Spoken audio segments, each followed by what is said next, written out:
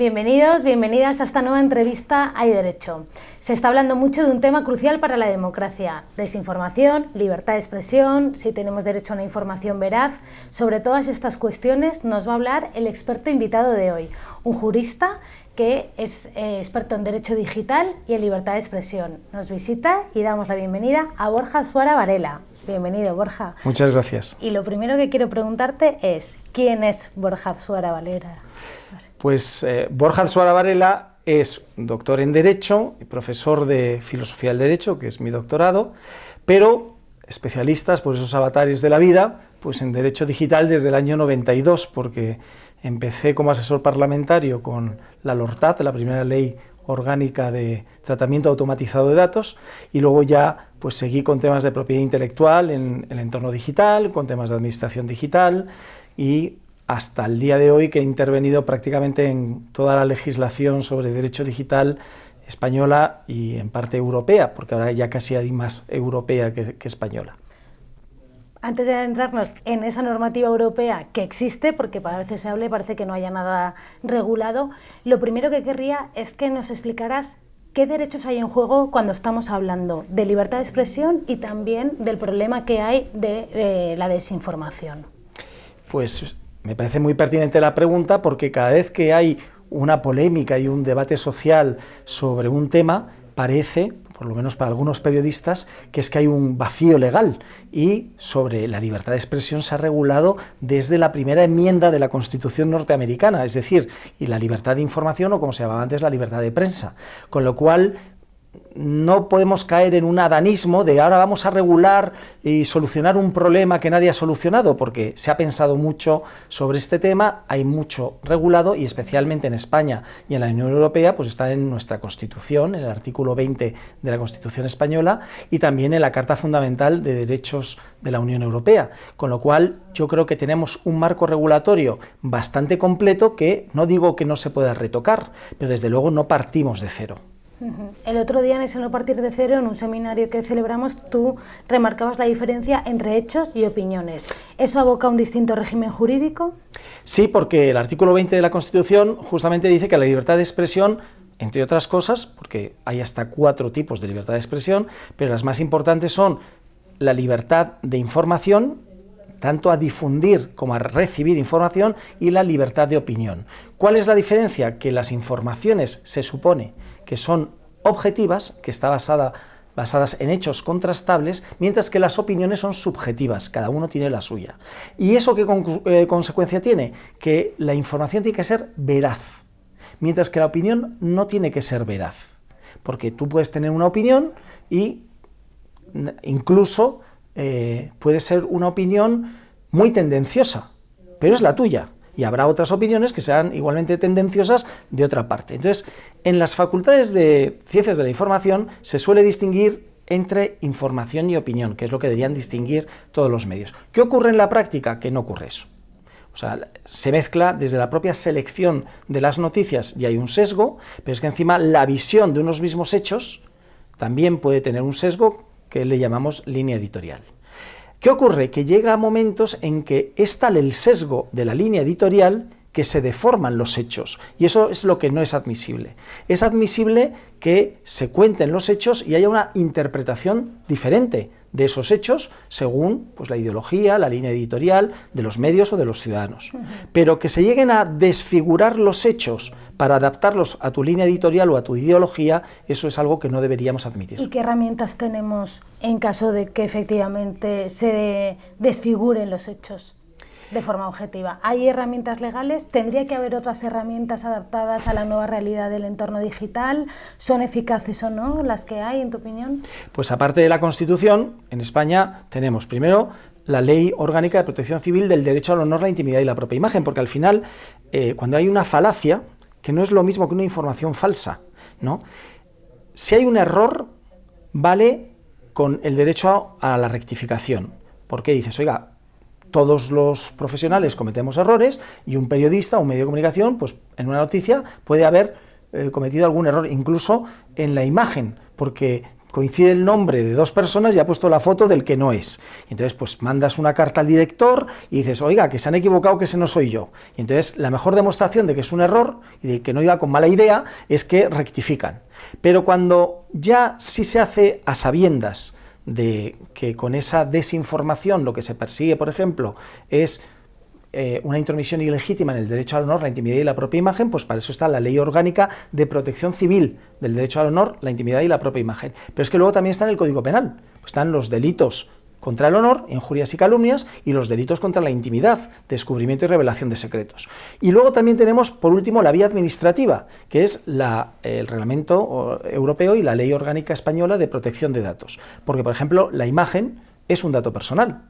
Entonces, si alguien utiliza tu imagen sin estar legitimado, pues también podrías iniciarlo por una denuncia a la Agencia de Protección de Datos. Con lo cual tenemos la Constitución, aparte de la Carta de Derechos Fundamentales de la Unión Europea, pero luego tenemos la vía civil, la vía penal y la vía administrativa para el poder tomar medidas legales cuando se perjudica un bien, porque eso sí, el mentir, las mentirijillas que no hacen daño a nadie, tampoco es objeto de una posible protección, porque entonces estaríamos todos en la cárcel, porque todo el mundo miente alguna vez. Solo el derecho está, y sobre todo el derecho penal, para cuando son mentiras que tienen un perjuicio para bienes jurídicos fundamentales como el honor o la intimidad o la propia imagen. Esas herramientas que estabas citando, en el nuevo escenario en el que, bueno, en la difusión por las vías digitales se puede expandir de una manera muy rápida algo, ¿resultan efectivas? ¿Puede luchar una persona afectada de manera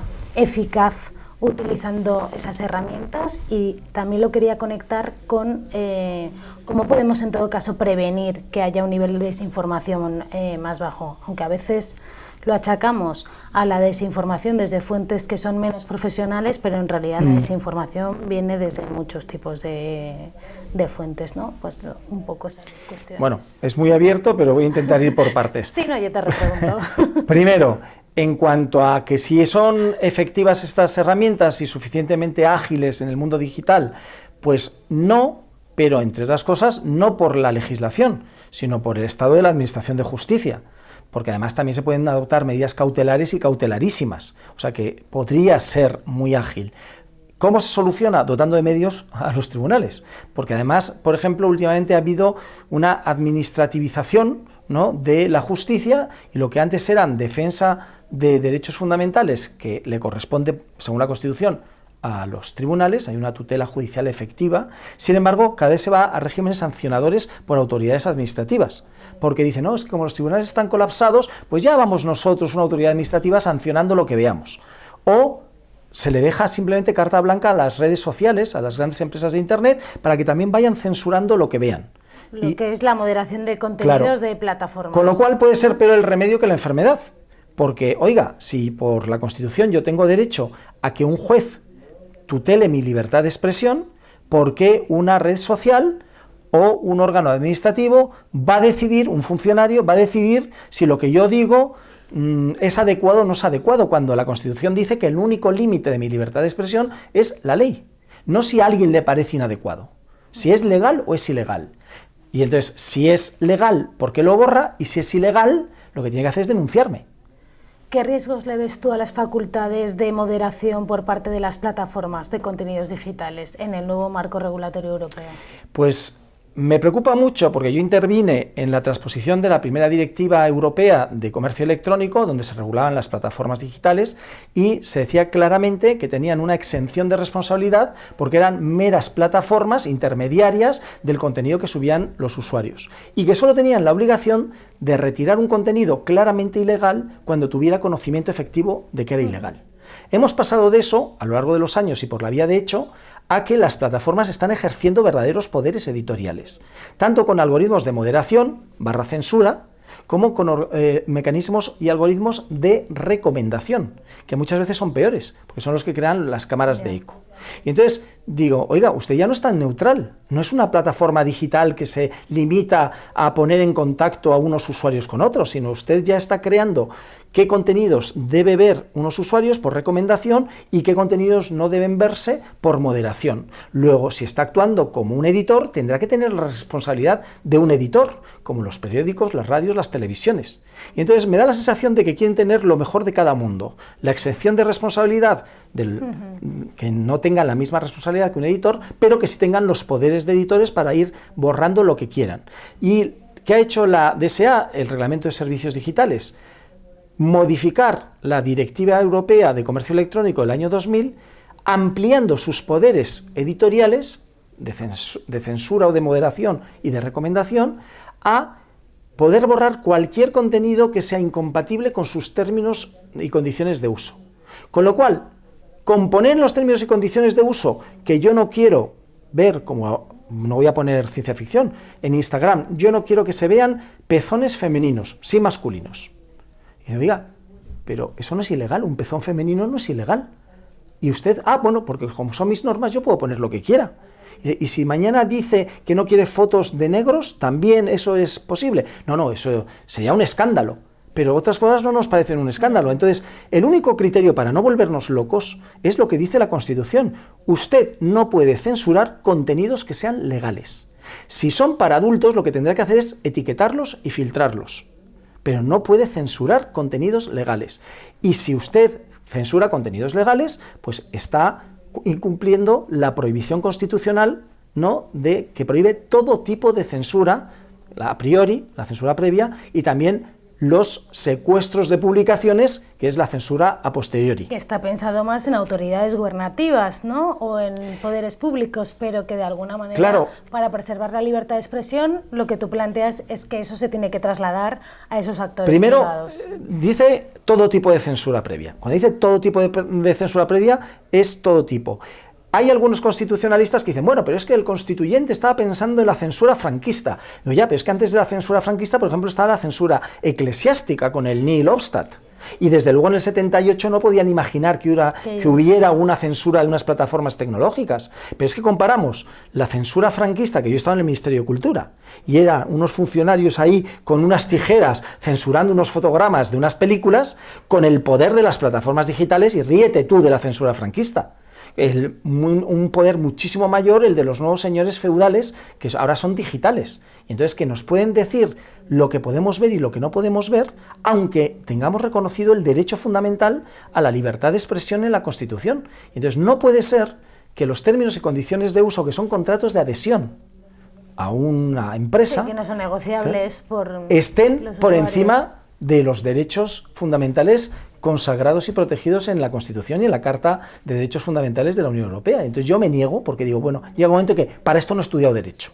Cuando hemos visto cuáles son las fuentes del derecho, que son la ley, la costumbre y los principios generales del derecho, los términos y condiciones de uso, que son condiciones generales de un contrato, no pueden estar por encima de la ley y de los derechos fundamentales.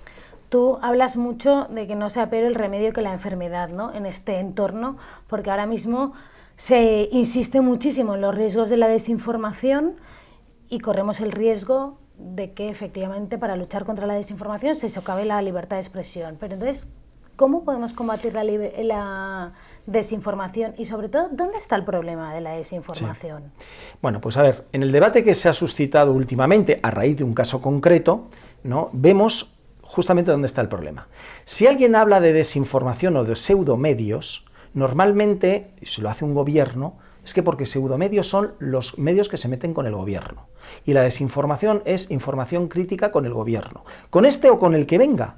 Porque es que además hay gente con tan poca visión que están a favor de aprobar leyes y mecanismos de control de la desinformación y de los pseudomedios, sin saber, parece, que el día de mañana, cuando cambie el gobierno, esas mismas herramientas se utilizarán contra ellos.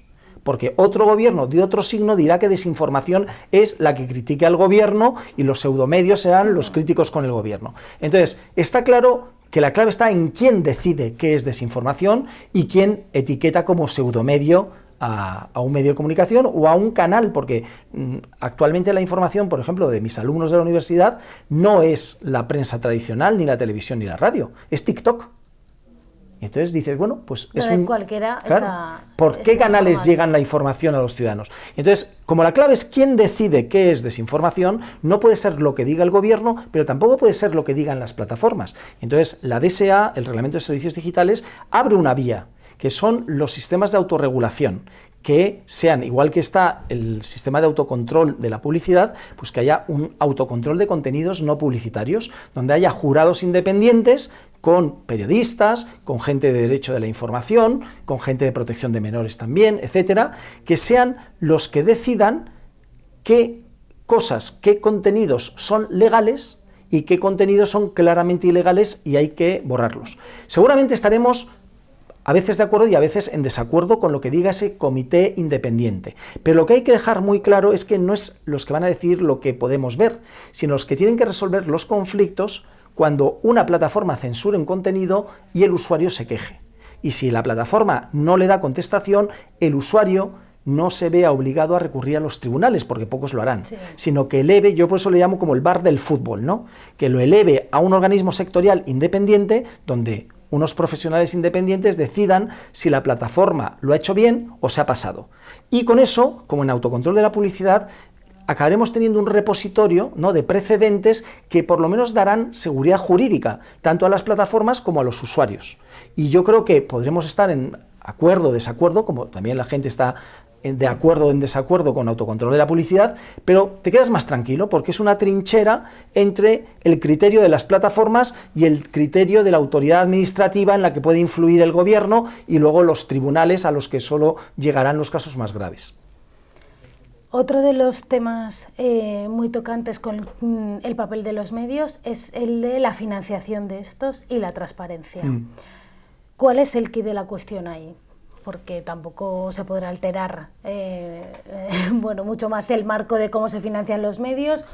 ¿La transparencia ayudaría? ¿Qué está pasando también con la transparencia en relación con la financiación pública que reciben los medios, en relación con publicidad institucional, con subvenciones o cualquier otro tipo de beneficio económico? Bueno, pues efectivamente la transparencia no solo de la financiación, sino de la titularidad, ya es un tema que, por ejemplo, en la Ley General de Comunicación Audiovisual se trató. Se trata de evitar que los medios de comunicación estén en pocas manos, porque además a través de sociedades pantallas se puede tener el control de un medio de comunicación. Entonces se trata de que todo eso aflore y que tanto la titularidad como la financiación que reciben pues sea transparente, la privada y la pública. Luego también está la segunda parte que dices tú. El gobierno parece empeñado en que los medios sean muy transparentes, pero el gobierno no es transparente en la financiación a través de campañas de publicidad que da a los medios. Y ha habido algún medio de comunicación que ha pedido los datos de las campañas de publicidad, las campañas institucionales, y no se los han querido dar. ¿Por qué? Porque la ley de transparencia no tiene un régimen sancionador. Entonces, para mí eso me parece un error gravísimo. Es como si el Reglamento de Protección de Datos o la Ley Española de Protección de Datos no tuviera un régimen sancionador. Lo que hay que hacer es, oiga, usted, Administración Pública, está obligada a dar esos datos y como no los dé, les vamos a sancionar. A lo mejor no con multas económicas, pero sí con la inhabilitación para el ejercicio de un cargo público.